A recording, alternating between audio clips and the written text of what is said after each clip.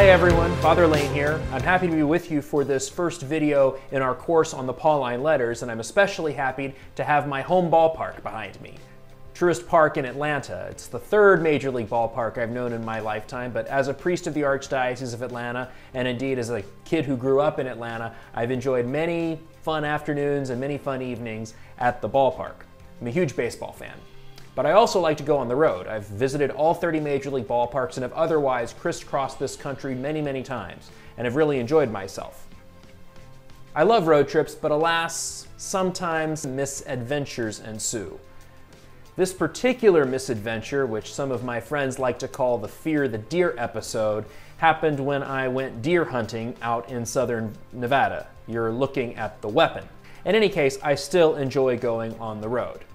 Our course is about the effects of one man's road trip, St. Paul. As we all know, he experienced some misadventures of his own. He tells us about them in Galatians chapter 1. He writes, "For you heard of my former way of life in Judaism, how I persecuted the church of God beyond measure and tried to destroy it." He says this to a group of Christians that he converted and with whom he was frankly a little ticked off. But his experience on that Damascus Road, incidentally, we'll never know whether he actually fell off a horse as Caravaggio had it. But we do know that his experience on that road trip not only changed his life, it changed the course of human history. It was St. Paul's road trip that led him to have the experience that would make him the great apostle to the nations, the one who would go about the known Mediterranean world, converting people, founding churches, and also coining a vocabulary that we still use to describe what the death and resurrection of Jesus Christ means for all of us. St. Paul did quite a lot on this road trip. Before he would die, he would go on 3 missionary journeys and would eventually be taken to Rome as a prisoner. Although Paul gave us so much of our theological vocabulary, although he gave us words like justification, reconciliation, redemption, salvation, the moral walk, and many more, reading his letters can seem somewhat obscure. It can seem a bit like we're lost. We're out in the wilderness when we're eavesdropping on this conversation that he's happening with the Galatians or the Thessalonians or the Romans or the Corinthians or whomever.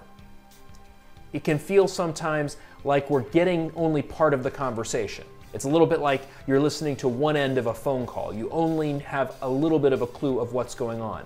That having been said, Paul's letters are crucial for our understanding what's going on in the New Testament.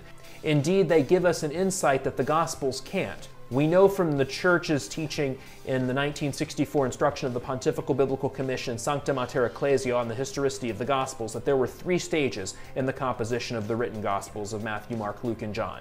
We had the words and deeds of Jesus, which he handed on to his disciples, the apostles, and his first followers during his lifetime. This also includes the experience of the Passion, the experience of the resurrection, the ascension, and the gift of the Holy Spirit at Pentecost.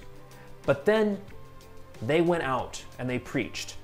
This oral preaching that we call the kerygma, we don't have any direct evidence of. We don't have any written sources of. We don't have a transcript of what the apostles actually said when they were preaching the gospel. The closest we can get to actual first-hand evidence of what the kerygma said are the words that St. Paul delivered to the Thessalonians, the Corinthians, the Romans, these churches that he had either founded or was trying to impact, that he was trying to evangelize. This gives us an insight into that second stage, that oral preaching that would eventually lead to the composition of the written Gospels. Our course is a road trip of sorts. We're taking a journey through the 13 letters of St. Paul. We're going to go through all 13 of them, and we're going to try and understand what is he trying to articulate. Fortunately, not every road trip ends in a misadventure. Across the Silver State, nearly 500 miles from the Fear the Deer episode, I took this photo when I was driving on US 95, having spent a wonderful autumn day in the cities of Elko and Winnemucca, Nevada, which are off of Interstate 80, old railroad towns. And I was driving north up towards Boise, Idaho through eastern Oregon, and I took this photograph on US 95. Peaceful, remote, and this road provides a background for what we're doing in this course. In the first part of the course, we're going to answer 7 key questions. We're going to first ask, what? What am I reading? When I'm reading a letter from the ancient world, what should I know about that? What is it that I'm actually looking at? And then we're going to ask who. Who is St. Paul? Who are his co-workers? To whom is he writing? Where? Where is this taking place? And what does geography, how does geography influence the message that Paul is giving to us? When? What's going on historically? Paul's writing in the Greco-Roman world. He's also a Jew writing in the Hebrew culture. How does Paul mold these things together? How do these different influences affect Paul's proclamation of the gospel? Why did he write? There weren't any office depots back in the ancient world. Paper was expensive. Why would Paul go to the trouble of writing? What was the occasion that led him to communicate to these different churches through his letters? How did he do it? How did he calculate his message using the tools of rhetoric that were available to him? How did he calculate his message to persuade his audience to draw closer to the Lord? Paul's letters are not inert matter. Paul is carefully making a point and doing everything he can to make sure that his audience responds well. And then finally, so what?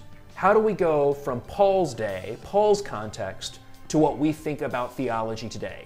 How do we take what Paul did, Paul's articulation of the gospel, and how do we make it our own articulation of the gospel? Our world in many ways looks very different from Paul's world, although in some ways it's quite similar. We too are preaching to a society that increasingly does not care about the gospel. We too are preaching to a society that can be hostile. Paul would have much to say to us. Indeed, many of the same challenges that Paul faced in his days, especially moral challenges, we face today as well. Paul went into the cosmopolitan towns of his day, so we're called to do for ourselves. So we'll talk about how do we do theology with Paul's letters. And then in the second part of the course, we're going to go letter by letter through all 13 letters of the Pauline corpus. And as we do it, we're going to continue this road trip theme. We're going to have 30 videos. This first video comes from my home ballpark in Atlanta. The next 29 will each come from a different ballpark. As we go along this journey, let us seek to grow closer to the apostle.